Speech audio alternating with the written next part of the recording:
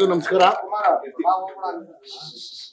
ಸೋನು ನಿಗಮ್ ಅವರ ಆ ದುರ್ವರ್ತನೆ ಹಾಗೇನೆ ಅವರು ಆಡದಂತ ಪದ ಬಳಕೆ ಇವನ್ನೆಲ್ಲವನ್ನು ನೋಡಾದ ಮೇಲೆ ವಾಣಿಜ್ಯ ಮಂಡಳಿ ಮಾತೃ ಸಂಸ್ಥೆಯ ಅಧ್ಯಕ್ಷರು ಮತ್ತೆ ಎಲ್ಲ ಪದಾಧಿಕಾರಿಗಳು ಬಾಂಬೆಗೆ ಹೋಗಿದ್ರಿಂದ ಇವತ್ತು ತಡವಾಯ್ತು. ಇವತ್ತಿನ ಈ ಮೀಟಿಂಗ್ ನ ಮಾಡಿ ಒಂದು ತೀರ್ಮಾನಕ್ಕೆ ಬಂದು ಎಲ್ಲ ಅಂಗಸಂಸ್ಥೆಯ ಮುಖ್ಯಸ್ಥರನ್ನ ಕರೆದು ಮಾತಾಡಿಸ್ಬಿಟ್ಟು ಒಂದು ತೀರ್ಮಾನಕ್ಕೆ ಬರೋದಕ್ಕೆ ತಡವಾಯ್ತು ಅನ್ನೋದನ್ನ ನಮ್ಮ ಈ ಮೂಲಕ ಹೇಳ್ತಾ ಇದ್ದೀನಿ.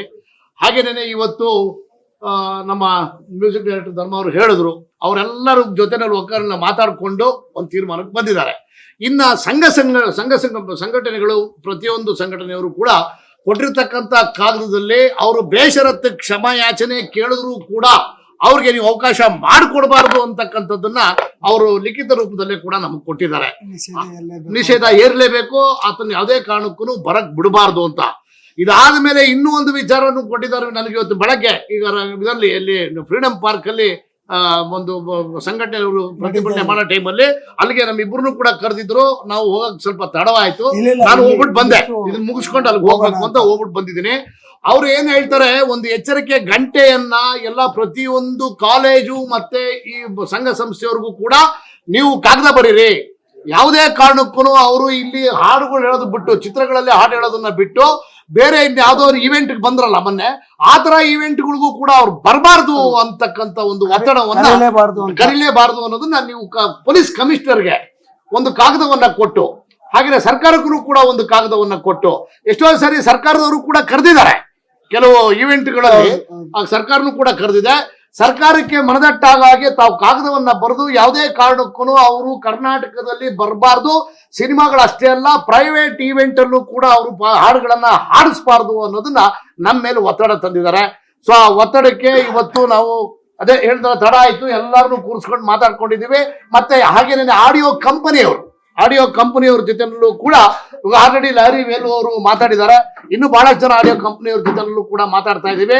ಅವರು ನೀವು ಏನು ಅಂತಿಮವಾಗಿ ತೀರ್ಮಾನ ತಗೊಂತೀರೋ ಆ ತೀರ್ಮಾನಕ್ಕೆ ನಾವು ಬದ್ಧರಾಗಿರ್ತೀವಿ ಅಂತಕ್ಕಂಥದ್ದನ್ನ ದೂರವಾಣಿ ಮೂಲಕ ನಮ್ಮ ಕಾರ್ಯದರ್ಶಿಗಳು ಮತ್ತೆ ನಮ್ಮ ಅಧ್ಯಕ್ಷರ ಜೊತೆನಲ್ಲಿ ಮಾತಾಡಿದ್ದಾರೆ. ನನ್ನ ಜೊತೆಲೂ ಕೂಡ ತುಂಬಾ ಜನ ಮಾತಾಡಿದರು. ಸೊ ಇವತ್ತಿನ ತೀರ್ಮಾನದ ಪ್ರಕಾರ ಇನ್ನು ಯಾವುದೇ ಕಾರಣಕ್ಕೂ ಅವರು ಬೇಷರತ್ತು ಕ್ಷಮೆ ಕೇಳುವ ತನಕ ಯಾರೂ ಕೂಡ ಅವ್ರ ಜೊತೆನಲ್ಲಿ ಯಾವುದೇ ರೀತಿಯಾದಂತಹ ಸಂಪರ್ಕಗಳನ್ನು ಕೂಡ ಇಟ್ಕೊಳ್ಳಲ್ಲ.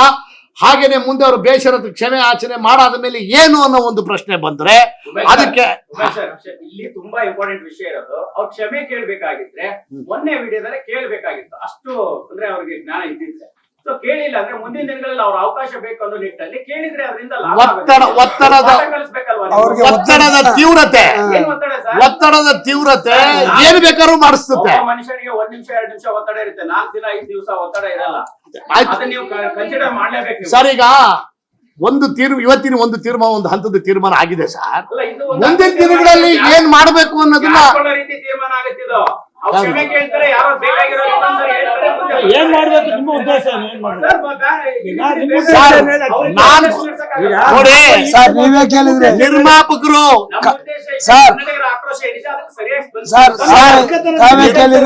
ನಿರ್ಮಾಪಕರು ಏನಾಗಿದೆ ಮಾತೃ ಸಂಸ್ಥೆ ತಗೊಳ್ತಕ್ಕಂತ ತೀರ್ಮಾನವನ್ನ ಪ್ರತಿಯೊಬ್ರು ಪಾಲಿಸ್ತಾರೆ ಮುಂದಿನ ದಿನಗಳಲ್ಲಿ. ಆಮೇಲೆ ಇತ್ತೀಚಿನ ದಿನಗಳಲ್ಲಿ ಕಲಾವಿದರುಗಳು ತುಂಬಾ ಚೆನ್ನಾಗಿ ಬೆಳ್ಕೊಂಡಿದ್ದಾರೆ. ನಿಮ್ಮ ಮಾಧ್ಯಮಗಳ ಮೂಲಕನೇ ಹೊಸ ಪ್ರತಿಭೆಗಳು ತುಂಬಾ ಹೈಪ್ ಆಗಿದ್ದಾವೆ. ನಾವು ಮ್ಯೂಸಿಕ್ ಡೈರೆಕ್ಟರ್ಗಳ ಜೊತೆ ಮಾತಾಡಿದಂತ ಸಂದರ್ಭದಲ್ಲಿ ಅವ್ರಿಗೆ ಈಕ್ವಲೆಂಟ್ ಇನ್ ಯಾರಿದ್ದಾರೆ ಅನ್ನತಕ್ಕಂಥದ್ದು ಶೋಧನೆಯೂ ಆಲ್ರೆಡಿ ಒಂದು ವಾರದಿಂದ ನಡೀತಾ ಇದೆ. ಸೊ ಇದನ್ನ ಅವ್ರು ಹೇಳಲಿಲ್ಲ, ನಾನು ಹೇಳ್ತಾ ಇದ್ದೀನಿ ಅಷ್ಟೇ. ಯಾವುದೇ ಕಾರಣಕ್ಕೂ ಮಾಡಲ್ಲ.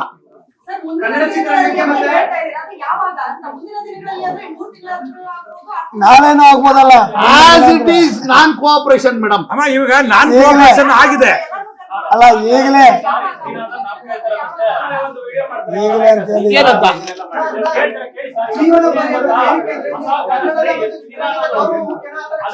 ಸರ್ ಅಂತ ಪರಿಸ್ಥಿತಿ ಬಂದ್ರೆ ಕನ್ನಡ ಪರ ಕ್ಷಮೆ ಕೇಳಿದ್ರು ಕೂಡ ಕರ್ನಾಟಕದಲ್ಲಿ ಏನು ಮಾಡಕ್ಕಾಗಲ್ಲ.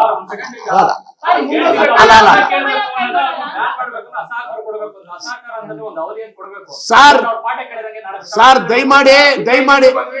ದಯಮಾಡಿ ಸರ್ ಒಂದ್ ನಿಮಿಷ. ಅಸಹಕಾರ ಬಂದು ಬ್ಯಾನ್ ಅನ್ನೋದೇನು ಎಲ್ಲ ಒಂದೇ.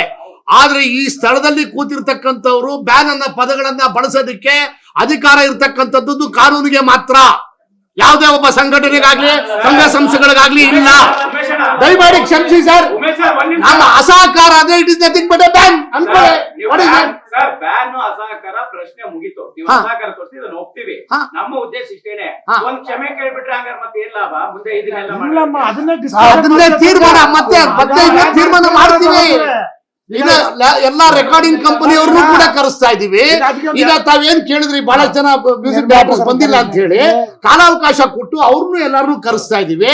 ಹಾಗೇನೆ ಈಗ ರೆಡಿ ಆಗಿರ್ತಕ್ಕಂಥದ್ದನ್ನ ಏನ್ ಮಾಡ್ತೀರಿ ಅಂತ ಕೇಳಿದ್ರಲ್ಲ, ಅದಕ್ಕೂ ಕೂಡ ಒಂದು ತಾರ್ಕಿಕ ಅಂತ್ಯವನ್ನ ಕಾಣಿಸ್ತೀವಿ.